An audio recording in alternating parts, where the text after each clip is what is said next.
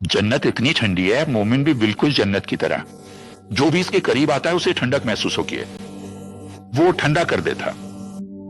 अगर दुनिया की हरारत जिस्म में ज्यादा हो और दुनिया की मुश्किलात और मुसीबतें आग की तरह हो, तो मोमिन के करीब आना सब कुछ ठंडा कर देता है। उसकी ठंडक सबको ठंडा रह दे गया। इतना ठंडा है क्यों? इसलिए कि उसका दुनिया से ताल्लुक आखे है। देखते नहीं, जब मैयत को गुस्ल देते हैं तो कहते हैं ठंडा पानी लगाओ, आदमी का हाथ ठंडा हो जाए, और मैयत चीख उठती है, हाय हाय, मैं तो इससे बचकर आया था, आप लोग मुझे फिर जला रहे हैं।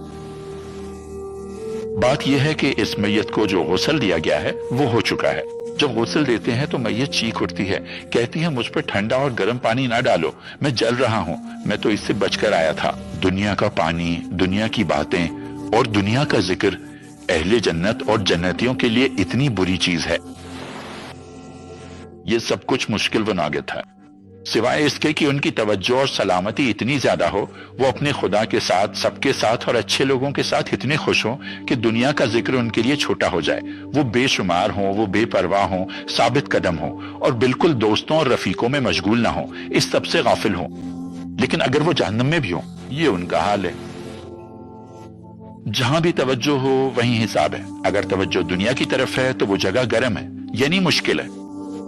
अगर तवज्जो आखिरत की तरफ है, चाहे तुम दुनिया में ही क्यों ना हो, तो वो जगह ठंडी और पुरसुकून है। तवज्जो इंसान की कीमत को जाहिर करती है कि तुम कहां के रहने वाले हो। जहां भी तवज्जो हो, अगर तवज्जो दुनिया के बच्चों की तरफ है तो ये चंद दिन की दुनिया तुम्हें जला देगी, यानी परेशान करेगी।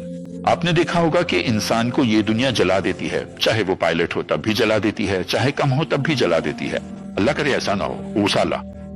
यहां जब तुम दुनिया के लिए, पैसे के लिए, ताकत के लिए या कमजोर होने के खौफ से जलने लगो तो घबराओ मत।